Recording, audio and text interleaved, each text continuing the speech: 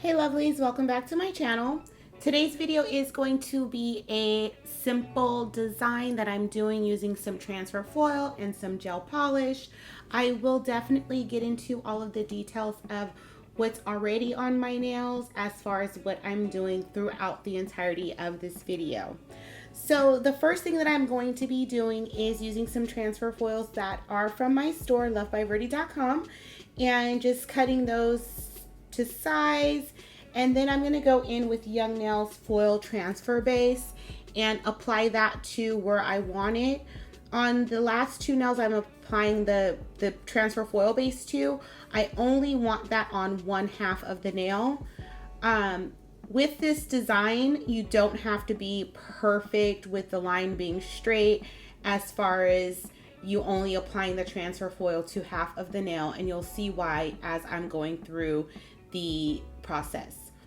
So what I have right now on my nails is Young Nails cover powder in color Rosebud. So I did do that off camera because I just wanted to mainly practice doing my nails, and I did have a little bit of issue with blending, and that's my own fault. It's not a fault of the project.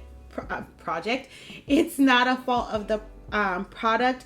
I just wasn't blending my nails in between beads, which is kind of noticeable if you really pay attention to some nails. So I am not an expert in transfer foil. I don't use it a whole lot.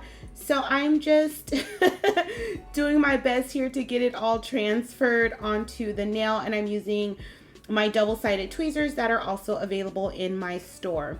So you just want to apply firm pressure, and you can see that a lot of the foil didn't transfer, which is fine because of the type of foil that I'm using, as well as the type of design I'm going to be doing over the foil.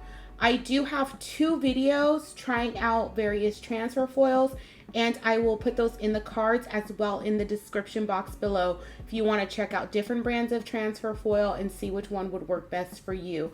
Those videos are available. Again, they'll be in the cards above, and they'll also be in the description box below. So you see me applying the foil. Once I get all of that applied, I'm going to start with my first color. I don't have the gel liners. I know those are pretty new now. A lot of companies have come out with gel liners, but I'm just going to use this gel liner brush and some regular nail polish. And I picked the MAKARTT polishes because those are pretty pigmented, and you can either dab your gel polish on a resin plate, or you can just dip your brush right in the bottle of nail polish. The black that I'm using is by MAKARTT, and that is in the color Noir, and that was part of a 2-pack, and I'll leave a link for that in the description box down below as well.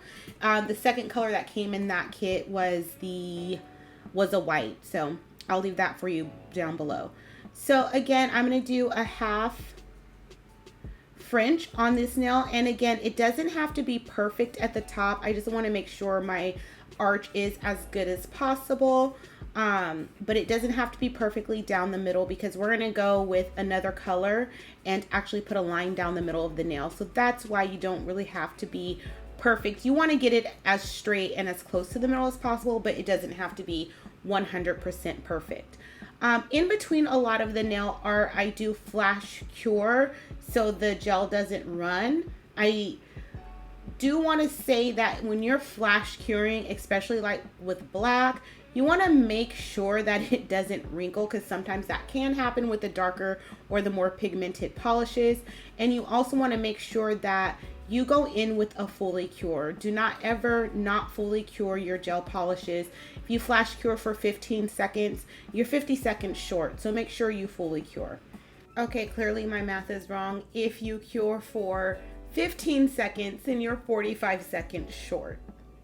The second color I'm going to go in with is Macao, and that's from MAKARTT's Birds of Paradise collection. That information will also be in the description box down below. So now I'm just going in with my liner brush again, and just trying not to get too much in that cuticle area, and trying to get this line as straight as possible. I am using just a dry gel brush to clean up any mistakes that I made. And I didn't get these lines perfect, but I think they came out good enough. So if you feel like you don't have enough color on that nail, give it a full cure and then go in with a second coat. It's okay to flash cure that initial application as long as you go in and fully cure before you put more polish on top of it. It'll prevent wrinkling as well as any allergies from having uncured polish on your fingers. So make sure, you guys, that you fully cure. So another reason that, or I did state this already, one of the reasons why it's okay the foil didn't 100% transfer is because a lot of it is getting covered up with gel polish. Also, the way that the foil is, it's kind of like an abstract snake skin. It's okay if there's a few dots that are missing, in my opinion. So I'm going to go ahead and finish the application of the lines, and I will be right back.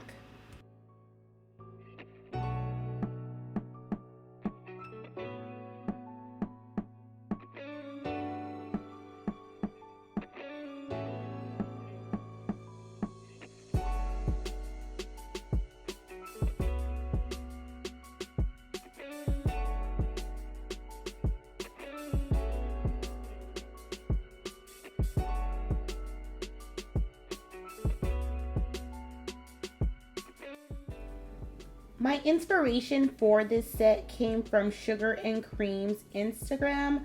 I will link that in the description box down below as well. I believe it's a lady that runs that account. She actually did this design, but I believe the color she used was a green, and she did the same design on all the nails. So I just switched it up a bit, but she was my inspiration for this design. So now I'm going to go in with Eden's Rose stainless steel top coat.